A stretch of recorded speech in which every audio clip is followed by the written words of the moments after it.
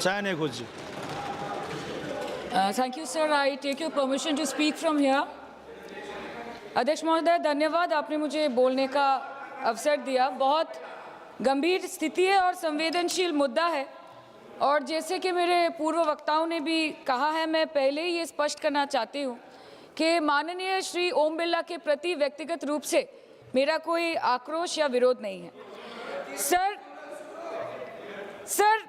there is nothing driven out of personal grievances, but it's certainly our expectations of the Honorable Chair and the values and principles of fairness and impartiality with which is integral to the functioning of the Chair.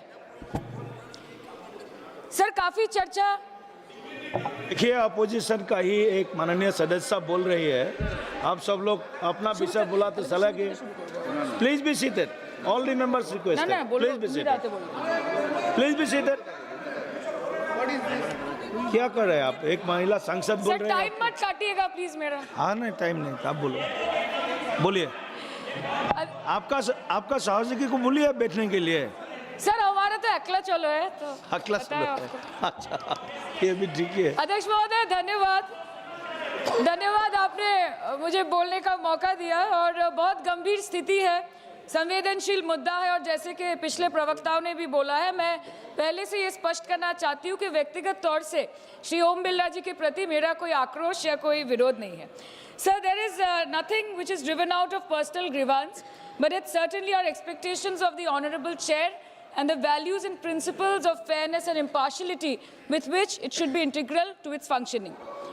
Sir, काफ़ी चर्चा already हो चुकी है, so now let us cut the long story short and come straight to the point. The problem, Speaker, sir, is that there is hardly any democracy left in this country, be it social, be it religious, be it electoral, be it political, or be it parliamentary.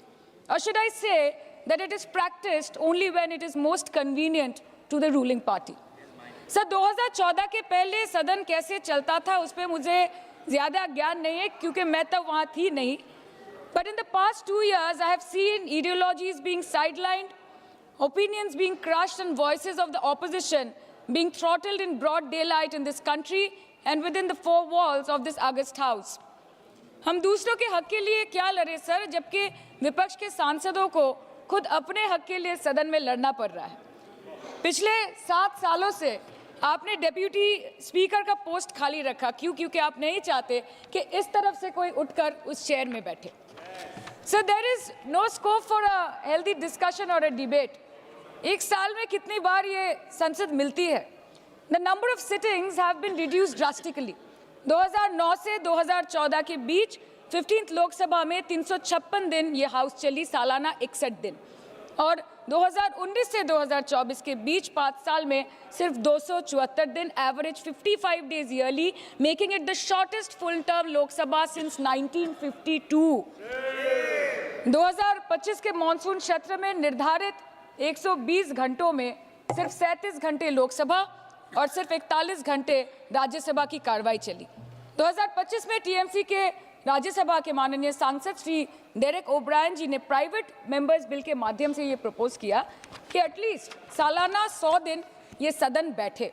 Sir, ये सिर्फ विपक्ष का, हमारा prerogative नहीं हो सकता, ये treasury bench का भी प्रेरोगेटिव होना चाहिए और इस माननीय चेयर का भी प्रेरोगेटिव होना चाहिए। सर, पार्लियामेंट चलाने में हर मिनट 2.5 लाख रुपए खर्च होते हैं, हर मिनट 2.5 लाख रुपए खर्च होते हैं। 2014 से लेकर 2024 के शीतकालीन सत्र तक कुल मिला के 2200 मिनट, 92 दिन और 3,300 करोड़ रुपए का लॉस हुआ। क्यों? क्योंकि आप नहीं चाहते थे कि महत्वपूर्ण विषयों पर चर्चा हो। अध्यक्ष जी, ये चेयर का काम है निश्चित करना कि ये सदन चले, ये विपक्ष का काम है सवाल उठाना, और ये सत्ता पक्ष का काम है कि वो हर सवाल का जवाब हर उस इंसान को दे जिसके टैक्स के पैसे से ये सदन चलता है। परंतु ये बोलते हुए मुझे खेद है कि सरकार ने इस देश के पॉलिसी मेकिंग प्लेटफॉर्म को अपना एडवर्टाइजमेंट पोर्टल बना दिया है, and they are manipulating this honourable chair to silence the opposition and this august house to blow their own whistle, and they are trying to murder parliamentary democracy by rendering institutions toothless. Sir CAG reports बनना बंद हो गई है. The number of CAG reports tabled in parliament has reduced from 53 in 2015 to merely 18 reports in 2023. Public accounts committee का काम क्या है sir? अगर रिपोर्ट्स ही नहीं बनेंगी, टेबल्ड ही नहीं होगी, तो पब्लिक अकाउंट्स कमेटी में जाएंगे कैसे, स्क्रूटिनी भी कैसे होगी? How will the parliament and the people of this country know about the irregularities, the wasteful spendings, inefficient contract management and substandard project implementation taking place in this country every day in each department? You have completely eliminated the concept of transparency and accountability. The BJP government merged the 92-year-old independent railway budget with the union budget 2017. जब हमारी honourable CM माननीय ममता बनर्जी यहाँ की railway minister थी, तो तब पूरे देश के लोगों को अवगत करती थी कि रेलवे के क्षेत्र में इस देश के किस कोने में क्या काम हो रहा है, चाहे वो स्टेशन हो नए नए या नए रेल हो या फिर नए कितने सारे इंजन्स बने, कितने सारे रेलवे की गिनती बढ़ गई कोचेस की, सबको पता चलता था. और आज यूनियन बजट में रेलवे जैसे एक इम्पॉर्टेंट कमोडिटी जिसके साथ देश के 20 से 30 करोड़ लोग ऑन अ डेली बेसिस जुड़े हुए हैं, उसका शब्द, उसका नाम तक लिया नहीं जाता. आप ओवरनाइट रात के 12 बजे 1 बजे बिल्स लेकर आते हैं, और सामान्य बिल्स नहीं सर, बिल्स जो लोगों का वर्तमान और उनके भविष्य के साथ डायरेक्टली जुड़े हुए हैं. फार्म लॉज, वक़्फ़, BNS, the Constitution 13th Amendment Bill 2025, which says removal of ministers on detention, changing Manrega to VBG Ramji, and you expect us to read, research, review and rise to speak on it within 12 hours of it being brought? Sir, these bills, these legislations require attention to detail. They need to be thoroughly researched. Sir हम करें भी तो करें क्या, जाए भी तो जाए कहाँ? आधे से ज़्यादा बिल तो इस सदन में बिना चर्चे के पास हो जाता है. Sir, over the last 10 years, more than 67% of the budget has been guillotined. Between 2019 and 23, about 18% of the union budget was voted out on without discussion. In 2023, the entire union budget, and in 24-25, 89% of the budget was passed without discussion. एक साल चुप बैठने के बाद opposition के दबाव में आकर आप मणिपुर पे चर्चा करने पर मजबूर हुए, और किया भी तो कब, रात के 2 बजे जब देश सो रहा था. आप चाहते हैं कि हम ये सब देखें और इस सदन में चुप रहे. बंगाल के हक का 2 लाख करोड़ बाकी है. हर दिन कोई नया कमीशन, कोई नई एजेंसी आ जाती है राज्य सरकार और रूलिंग पार्टी को डिस्टर्ब करने. इलेक्शन कमीशन के बलबूते पर लाखों करोड़ों वोटरों का नाम काट रहे हैं आप, और आप बोलते हैं कि हम इस सदन में आवाज ना उठाएं, इसका विरोध ना करें. आज SIR के चलते पूरे देश में 150 से ऊपर लोगों की मौत हो गई. BLOs ने आत्महत्या कर ली. आम आदमी को चिंता से, डर से दिल का दौरा आ गया.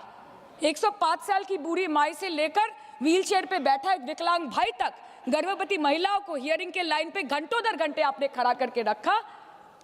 मतदाताओं के पहचान को, इस देश के मतदाताओं के पहचान को, 100 साल से इस देश को अपना घर, इस धरती को अपनी माँ समझने वाले, हर धर्म, हर समुदाय के लोगों के आत्मसम्मान को दिन दहाड़े अपने पैरों तले कुचलने का काम किया है आपने. और आप कहते हैं कि हम विरोध ना करें और हम चुप बैठे. सर बाहर विरोध करते हैं तो FIR होगा, ED CBI होगी, कार्रवाई होगी, और सदन के अंदर प्रोटेस्ट करें तो सस्पेंड कर देंगे. सर हमारे साथी आज भी मकर द्वार पे बैठे हैं बाहर सस्पेंड होके.